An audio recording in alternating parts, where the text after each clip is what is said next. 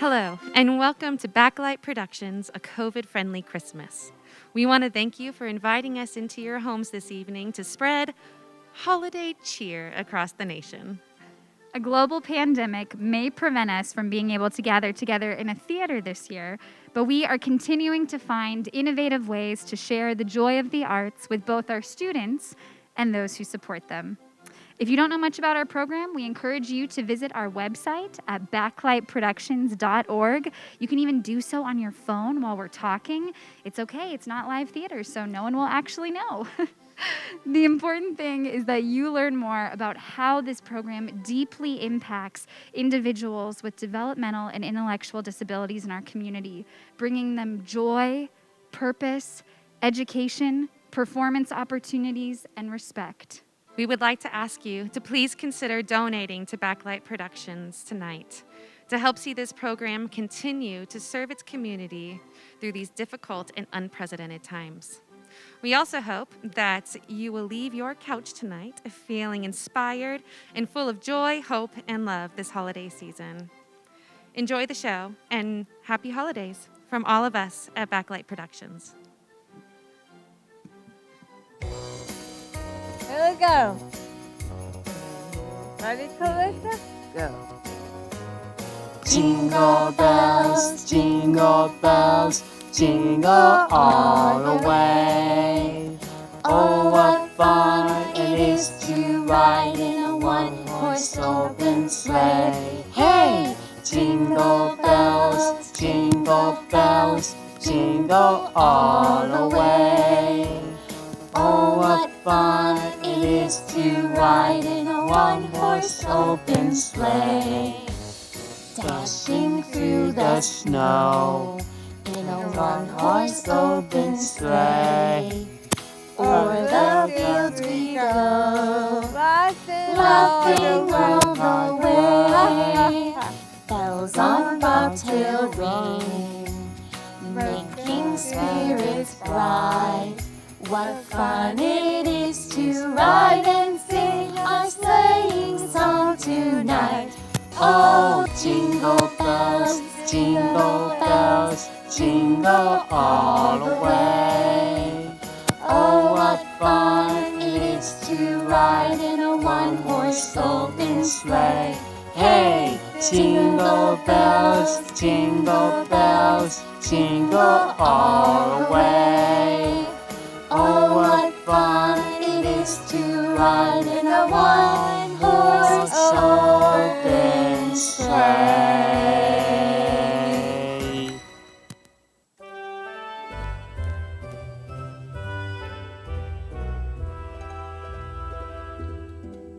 God rest ye merry gentlemen, let nothing you dismay.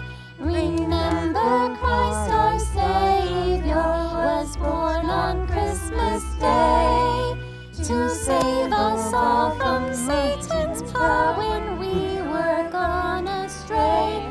Oh, tidings of comfort and joy, comfort and joy. Oh, tidings of comfort and joy.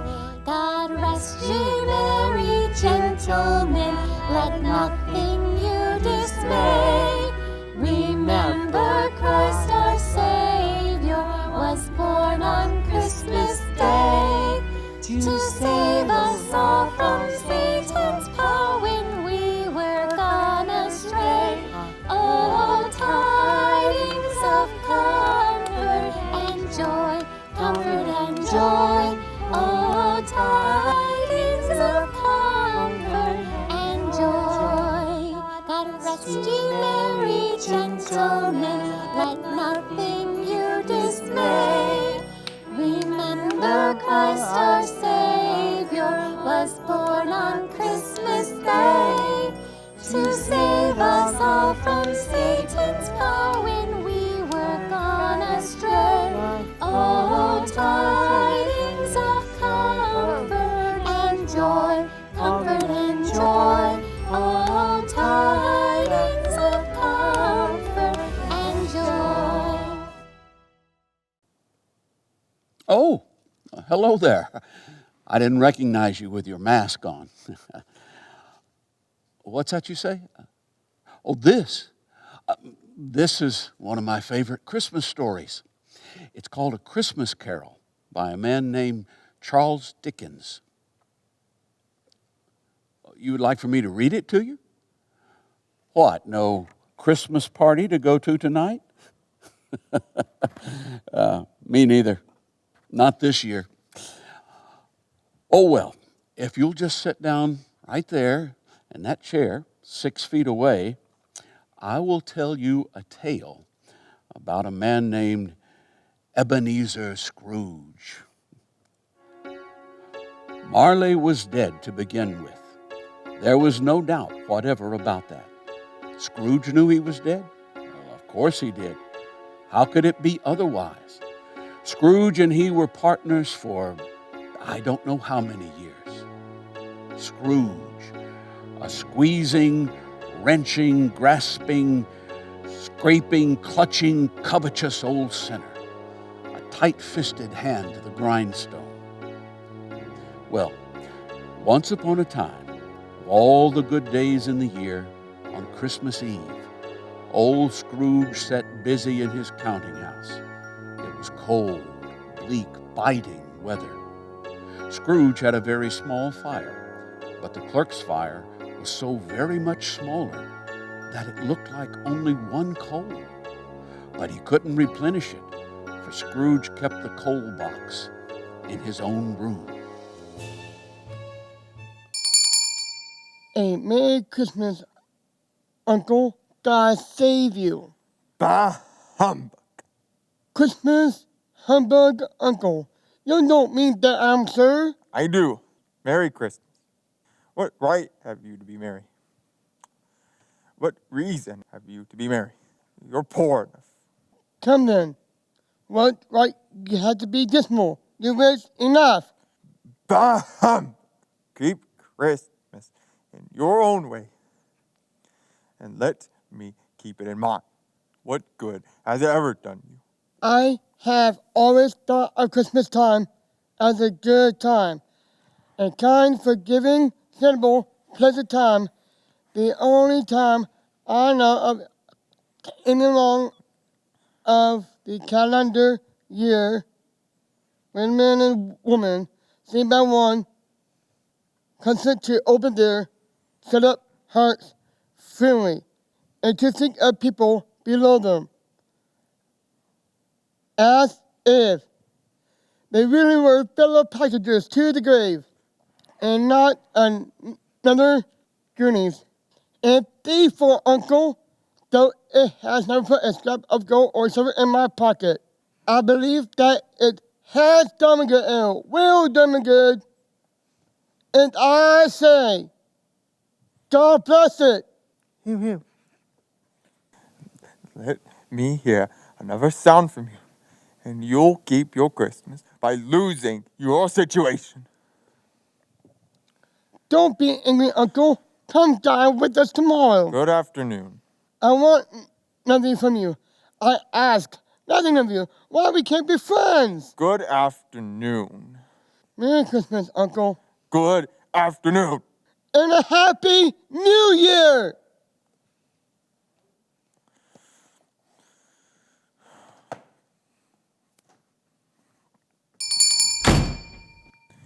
And there's another fella,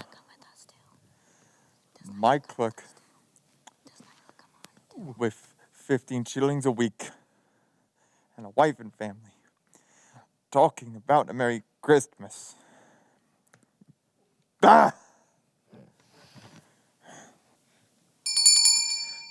Who is it now? Scrooge and Marley's, I believe. Have I the pleasure of addressing Mr. Scrooge or Mr. Marley?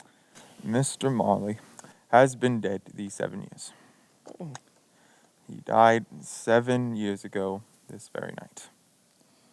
We have no liberality, and generosity is well represented by his surviving partner then. At this festive season of the year, Mr. Scrooge, it is more than usually desirable that we should make some slight provision for the poor and destitute. who suffer greatly at the present time. Ah, there are no prisons. Plenty of prisons. And the union workhouses. Are they still in operation? They are. They are. Still, I wish I could say they were not. I was afraid, from what you might have said at first, that something must have happened to stop them in their useful course. I'm very glad to hear it. A few of us are endeavoring to raise a fund to buy the poor some meat and drink and means of warmth. We choose this time because it is the time of all others when want is keenly felt and abundance rejoices. What shall I put you down for? Nothing. You wish to be left anonymous? I wish to be left alone. Oh. Good day.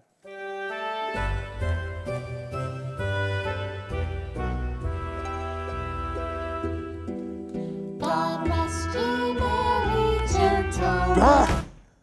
I'm back.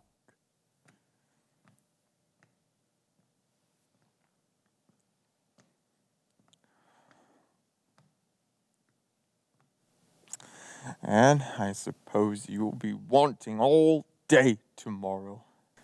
Convenient. It is not convenient. Please, Mrs. Scrooge. The wants of you. A poor excuse for picking a man's pocket every 25th of December. But I suppose you must have the whole day. Be here all the earlier next morning. Thank you, sir. And Merry Christmas to you.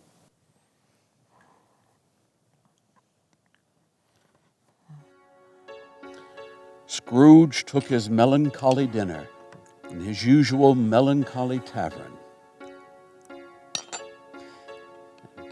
And having read all of the newspapers, and gullied the rest of the evening with his banker's book,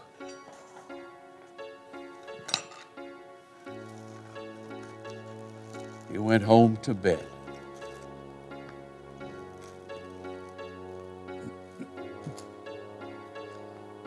He lived in chambers which once belonged to his deceased partner. Scrooge had not bestowed one thought on Marley since his last mention of his 7 years' departure that afternoon. And then, let any man explain this to me if you can, it would happen that Scrooge, having his key in the lock of the door, saw in the knocker not a knocker, but Marley's face. As Scrooge looked fixedly at this phenomenon, it was a knocker again. He put his hand upon the key he had relinquished, turned it sturdily, walked in, and lighted his candle.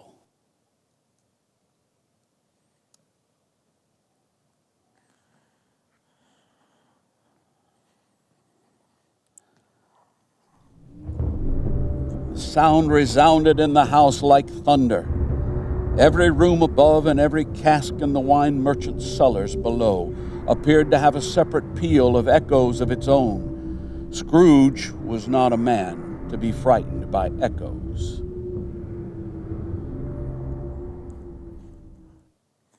He fastened the door and walked across the hall and up the stairs. He closed his door and locked himself in. Double locked himself in, which was not his custom. Thus secured against surprise, he took off his cravat,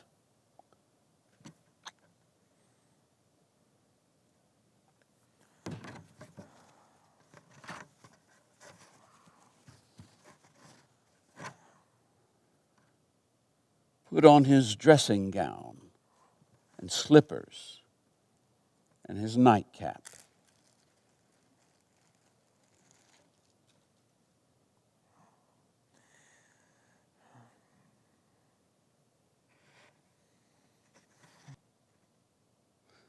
and sat down for the fire.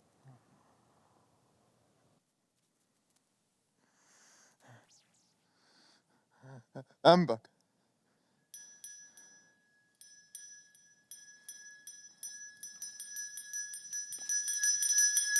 It's humbug still. I won't believe it.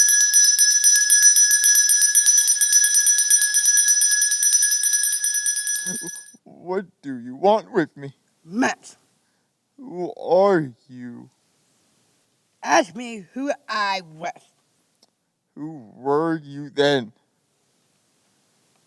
And I was your partner, Jacob Marley. You do not believe in me. I don't. Why do you don't? You're so sick. Because it only takes a little thing to affect them. A mere stomach ache even. You mean to tell me that if I swallowed a toothpick and died, for the rest of my days, I'd be persecuted by a region of goblins, all of my own creation? Humbug! I tell you, humbug! Why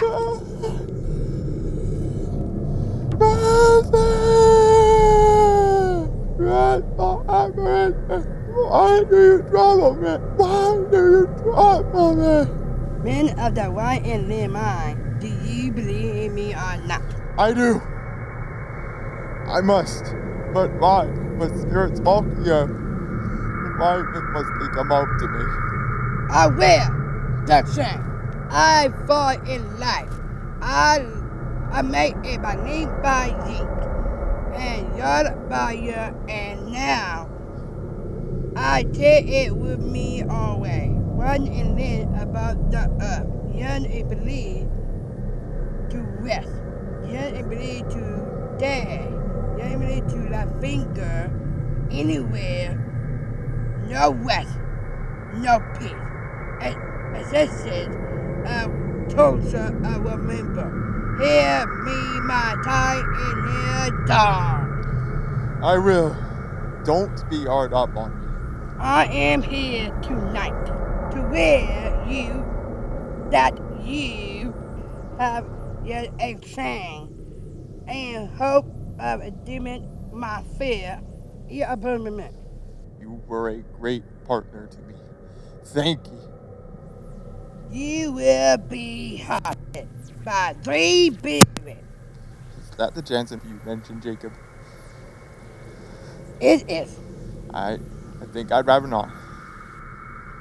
Without the vision, you cannot help to shout the pain that I reach abandon the fertile wallow when the bad time won. Good night, take 'em on all at once. Have it over with, Jacob. Abandon the second on the net 9 at the same hour. The third abandon on the net 9 when the smoky second abandoned to violent. Look to see me no more, and look at that for your own sake. You remember what have passed between us.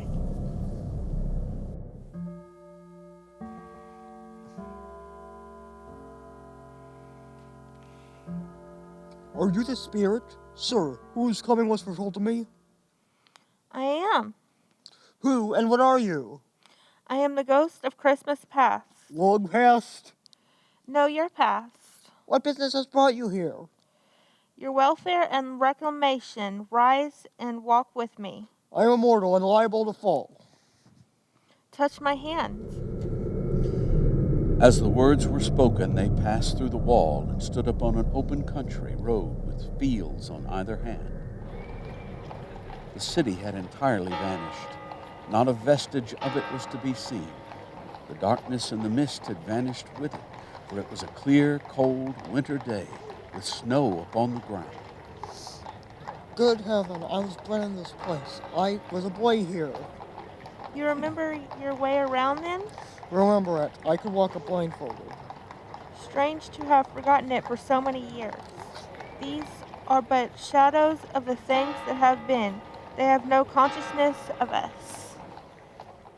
The school is not quite deserted. A solitary child neglected but by his friends is left there, still.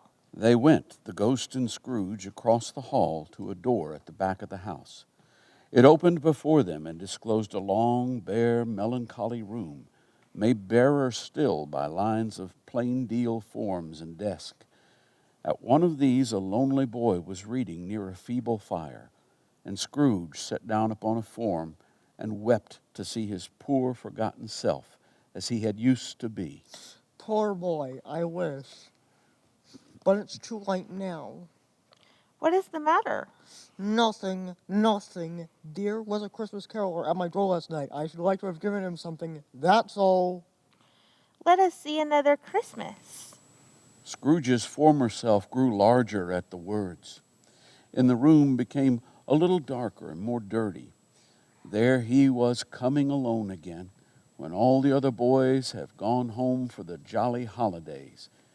He was not reading now, but walking up and down despairingly. The door opened, and a little girl, much younger than the boy, came darting in, and putting her arms about his neck, kissed him.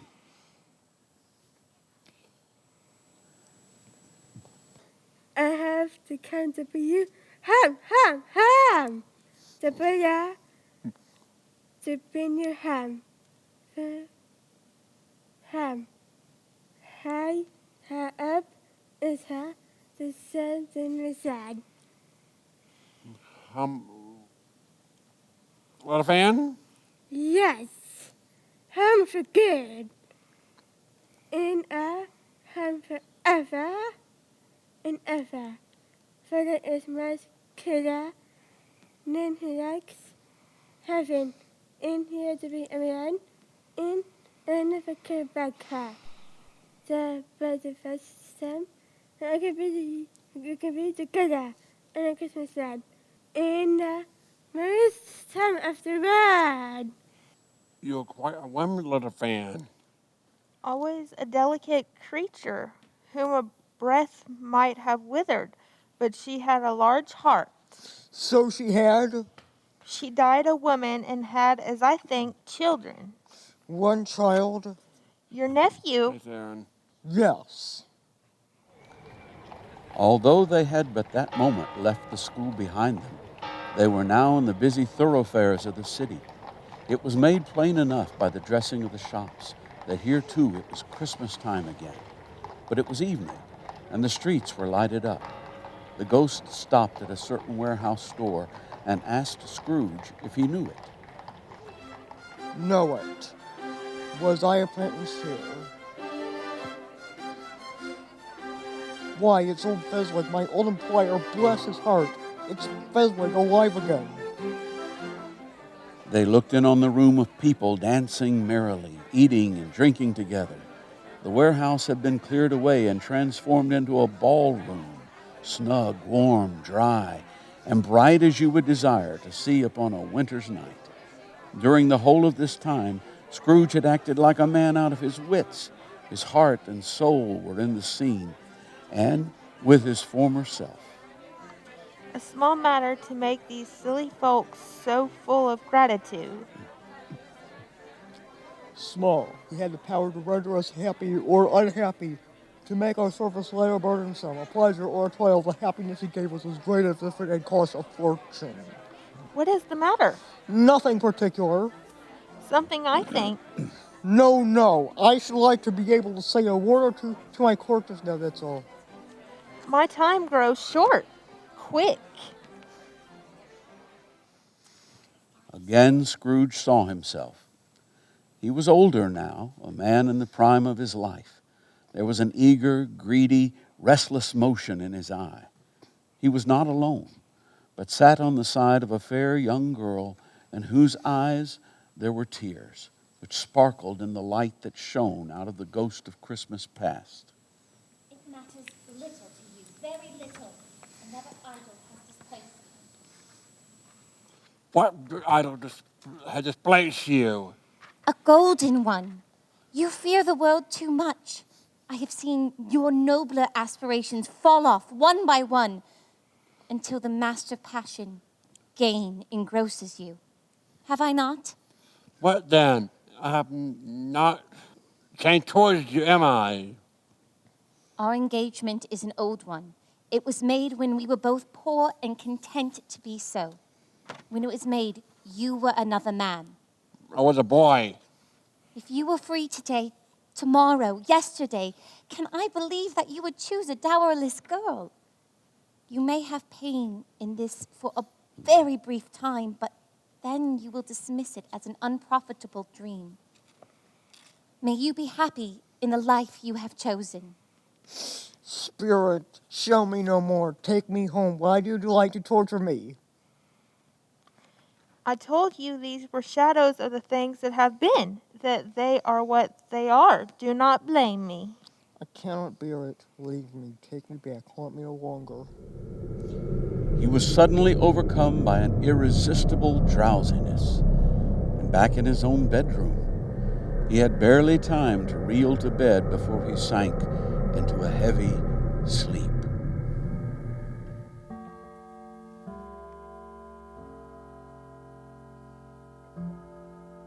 Ebenezer, come in, come in. It was his own room. There's no doubt about that. But it had undergone a surprising transformation. The walls and ceiling were hung with living green and bright green berries. There was a lady blaze that went roaring up the chimney, and heaped upon the floor to form a kind of throne was an abundance of rich foods, enough for a multitude. In easy state upon this couch there sat a jolly giant, glorious to see. Come in, and no be better, man. I'm ghost of Christmas present. Spirits, conduct me where you will. I went forth last night and learnt a lesson, which is working now. If you have more to teach me, let me profit by it. Touch my robe. Everything vanished instantly. The room, the fire, the ruddy glow, the hour of night. And now they stood in the city streets on Christmas morning. Perhaps it was the pleasure the good spirit had in showing off this power of his, or else it was his own kind, generous, hearty nature and his sympathy with all poor men that led him straight to Scrooge's clerks. For there he went and took Scrooge with him. What has ever got your precious father, then your brother Tiny Tim, and Martha wanted to say last Christmas Day by half an hour? Hey, Father. Here I am. Why, bless your heart alive, my dear. How light you are. Sit you down before the fire, my dear, and have a warm. No, there's Father coming. Hide, Martha, hide!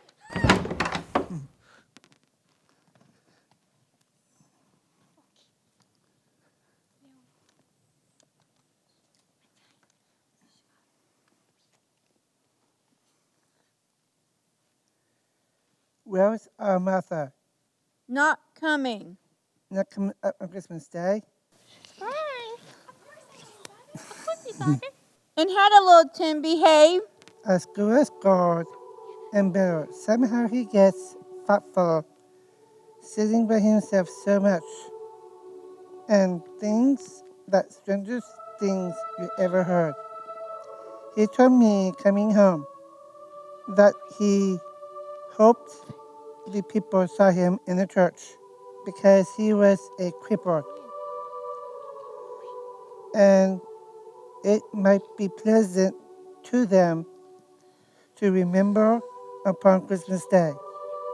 Made 9 beggars walked, and blind men see. He's growing stronger and worthy, that boy. Well, let us eat.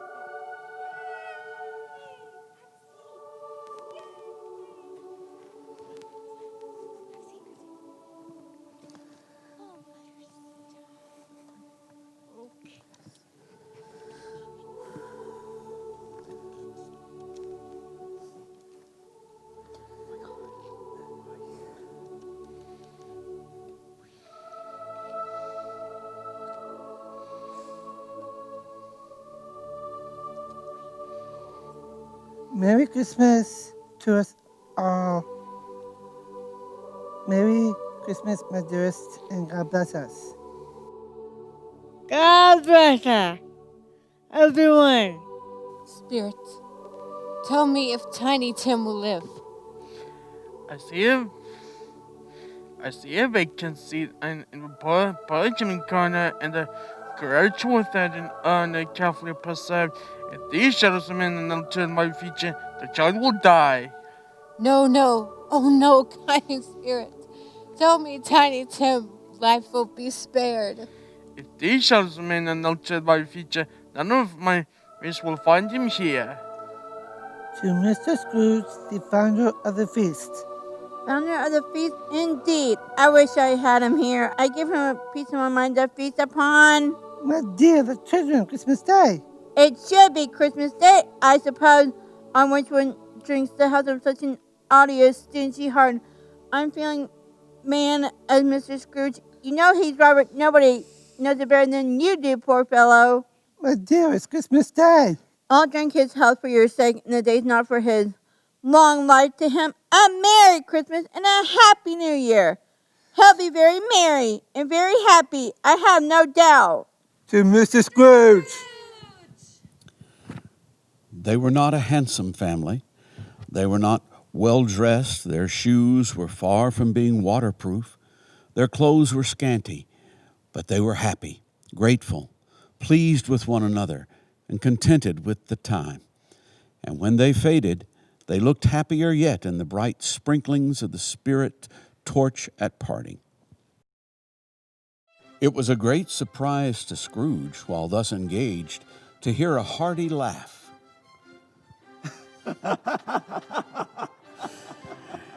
It was a much greater surprise to Scrooge to recognize it as his own nephew's, and to find himself in a bright, dry, gleaming room with the Spirit standing smiling by his side and looking at his same nephew with approving affability.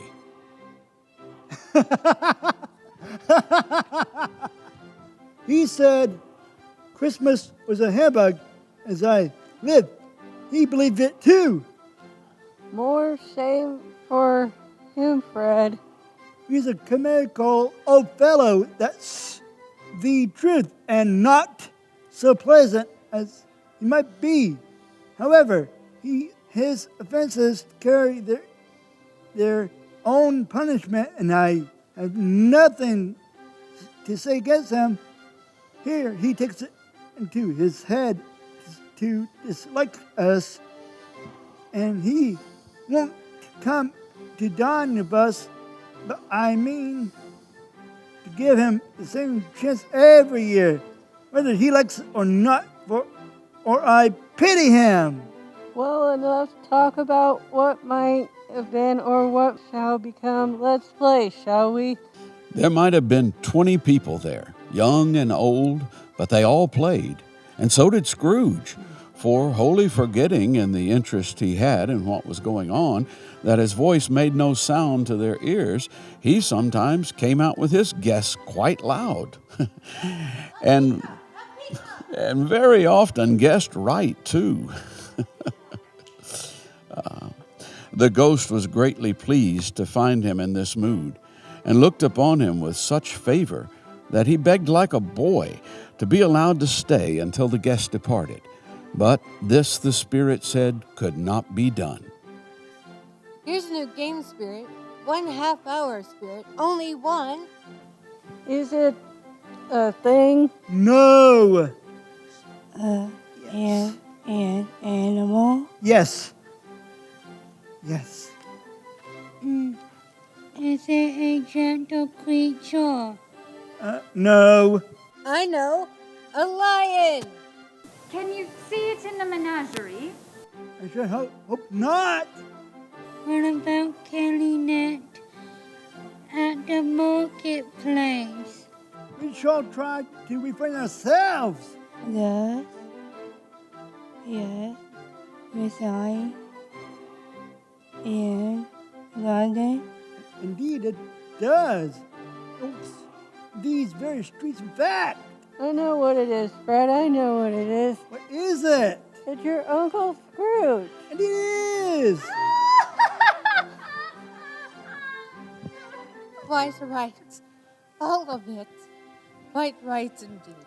He has given us plenty of merriment, I am sure, and it would be ungrateful not to drink his health to Uncle Scrooge. A Merry Christmas and a Happy New Year to the old man leader he is. The whole scene passed off in the breath of the last words spoken by his nephew. And he and the Spirit were again upon their travels. Much they saw, and far they went, and many homes they visited, but always with a happy end. It was a long night, and the chimes were now ringing the 11:15.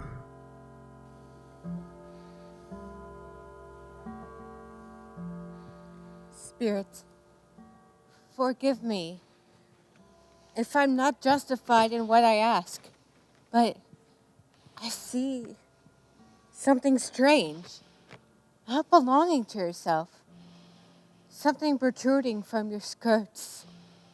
They were a boy and girl, yellow, meager, ragged, scowling, wolfish, but prostrate, too, in their humility. Spirit, are they yours? They are men's. They cling to me appealing from their fathers. But boy cigarettes, the girls want. We wear them both, at all of the degree, but most of only when this boy for one his brother.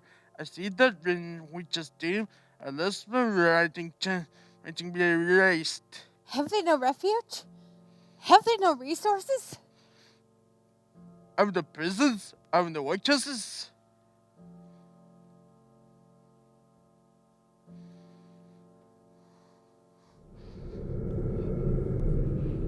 I am in the presence of the ghost of Christmas yet to come. You are about to show me shadows of the things that have not happened, but will happen in the time before us. Is that so, Spirit? Ghost of the future, I fear you more than any specter I have seen, but as I know your purpose is to do me good, as I hope to live and to be another man from what I was, I am prepared to bear your company and do it with a thankful heart. Will you speak to me? Lead on. No, I don't know much about it either way. I only know he's dead. God bless everyone. Last night, I believe. What's the matter with him? I have Linda. No. What has he done with his money? I haven't heard that until his company perhaps hasn't left it to me. That's all I know. Ha ha ha.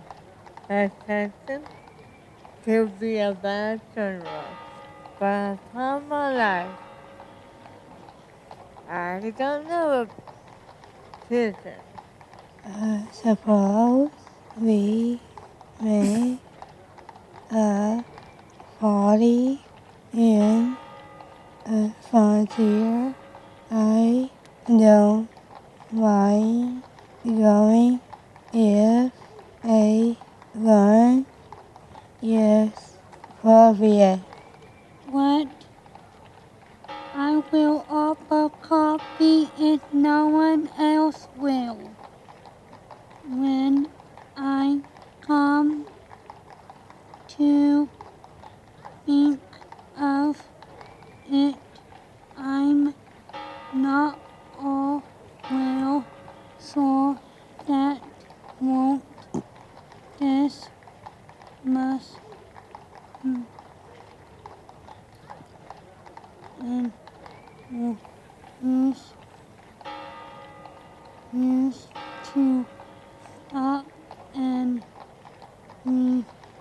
Christmas so long. Ha ha ha. Ha ha ha. This court through which we hurry now is where my place of occupation is. Has been for a length of time. I see the house.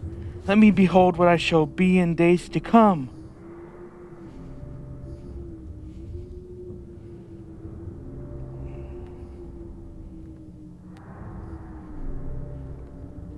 The house is yonder. Why do you point away? He accompanied the spirit until they reached an iron gate, a churchyard. It was a worthy place, walled in by houses, overrun by grass and weeds, the growth of vegetation's death, not life. Choked up with too much burying, fat with repleted appetite, a worthy place. The spirit stood among the graves and pointed down to one. He advanced towards it, trembling. Before I draw near to that stone to which you point, answer me one question. Are these the shadows of the things that will be? Or are they the shadows of the things that may be only? Men's courses will foreshadow certain ends to which, if persevered in, they must lead. But if the course be departed from, the end will change. It is thus with what you show me. Scrooge crept toward it, trembling as he went, and following the finger, read upon the stone of the neglected grave his own name, Ebenezer Scrooge. No, Spirit. Oh, no. Hear me. I am not the man I was. I will honor Christmas in my heart. I will try to keep it all year. I will live in the past, the present, and the future. The spirits of all three shall strive within me. I will not shut out the lessons they teach. Oh, tell me I may sponge away the writing on this stone. Holding up his hands in one last prayer to have his fate reversed, he saw an alteration in the phantom's hood and dress. It shrunk, collapsed, and dwindled down into a bedpost. You will live in the past, the present, and the future. The spirits of all three shall strive within me. Oh, Jacob Marley, heaven, Christmas time be prayed for this. I say it on my knees. The shadows of the things that once would have been maybe dispelled, they will be. I know they will. I am as light as a feather. Happy as an angel. Merry as a schoolboy. Giddy as a drunken man. Merry Christmas to everybody. Happy New Year to the world. Whoop! Hello there. Yes? What's today, my fine fellow? Today wasn't Christmas Day. I haven't missed it.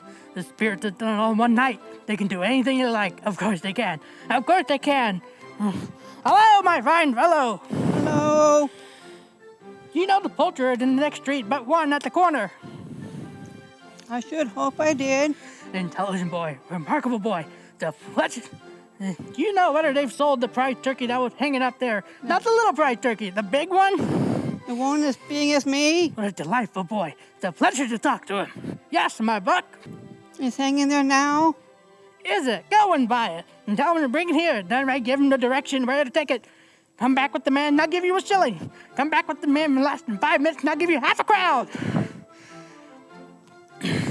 I'll send it to Bob Cratchit. He shan't know who sent it. It's twice the size of Tiny Tim.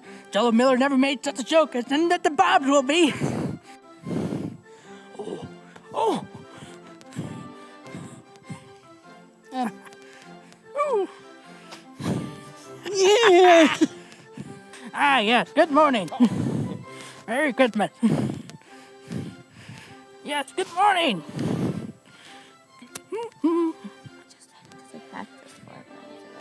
Ah, yes, good morning. Merry Christmas. Happy New Year. Oh, smell that fresh city air. Isn't it wonderful? It's a Merry New Christmas to all the world. And Well, good night. Well, good morning, I should say. Yes, good morning. Bless you, sir. My dear sir, how do you do? If you succeeded yesterday, very kind of you. Merry Christmas to you, sir. Mr. Scrooge. Yes, that is my name. I fear it may not be pleasant to you. Allow me to ask your pardon, and will you have the goodness... Oh, Lord bless me. My dear Mr. Scrooge, are you serious? If you please, not a thing less. Many back payments are included in it, I assure you. Will you do me that favor? My dear sir, I don't know what to say. Don't say anything, please. I am much obliged to you. Bless you.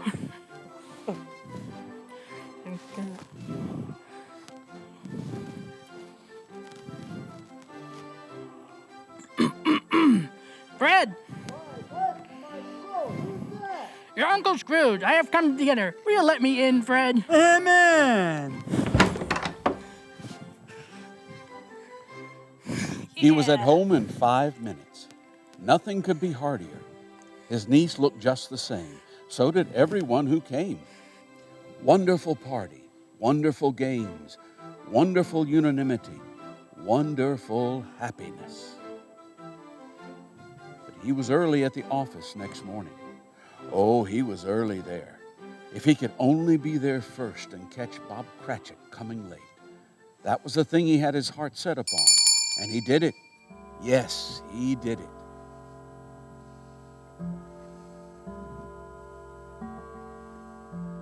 And what do you mean by coming here at this time of day? Sorry, other day. I other time. Step this way, if you please. The ones of you.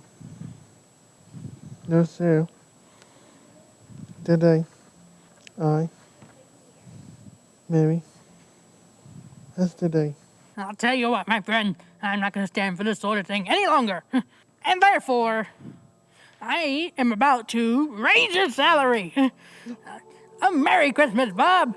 A Merry Christmas, Bob, and I've given you for many a year. I'll raise your salary and endeavor to assist your struggling family.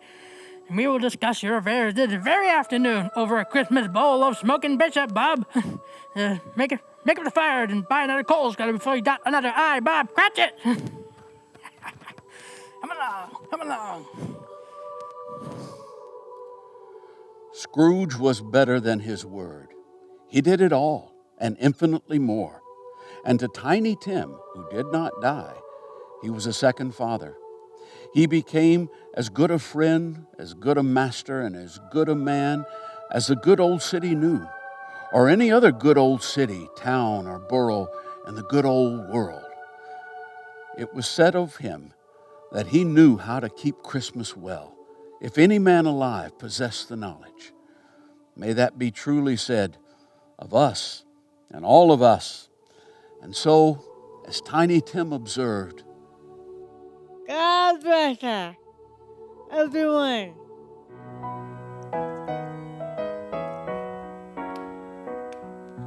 Joy to the world, the Lord has come. Let earth receive her King. Let every heart prepare him room, and heaven and nature sing, and heaven and nature sing, and heaven and nature sing.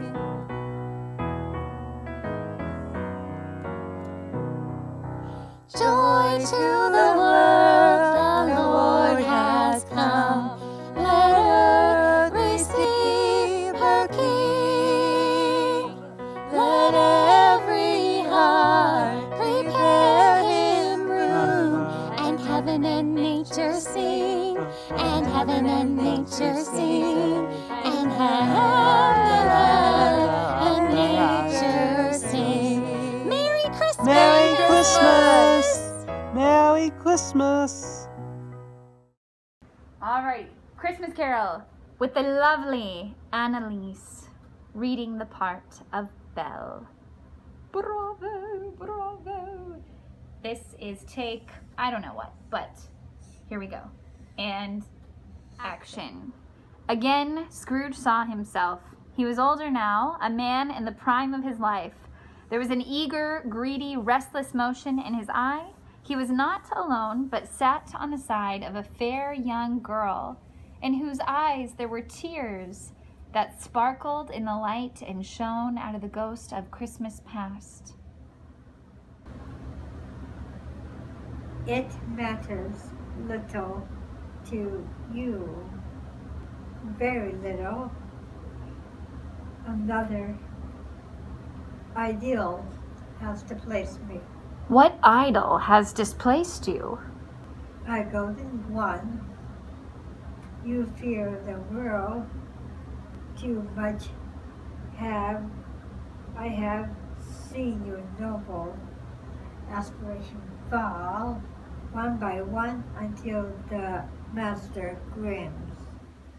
Engrossed you, have I not? What then? I'm not changed toward you, am I? Our engagement is an old one. It was made when we both poor and conduct to be. So when it was made, you another man. I was a boy. If you were free today, tomorrow, yesterday, can even I believe that you would choose a dumbless girl. You may have pain in this for a brief time, but then you will dismiss it as uncomfortable dreams. May you be happy in the life you have chosen. Maybe I should be in Hollywood. You should. Yes, girl. I know. Watch out. Watch out, Hollywood. Here comes Annalise. I don't know if Hollywood's prepared for you.